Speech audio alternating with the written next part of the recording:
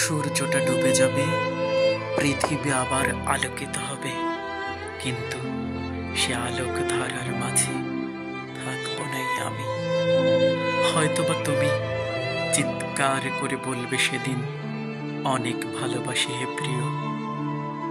আমি শুধু উপর থেকে তোমার চিৎকারের শব্দ শুনতে পারবো, কিন্তু আমার দু চোখের অগ্নিঝরা বৃষ্টিগুলো তুমি কখনোই দেখনি, বোঝনি, বোঝার চেষ্টাও করনি।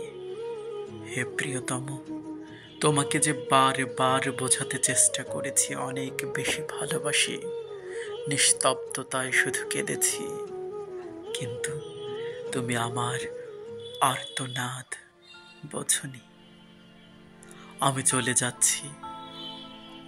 যাচ্ছি অনেক দূরে, আর কখনো ফিরবো না তোমার মাঝে।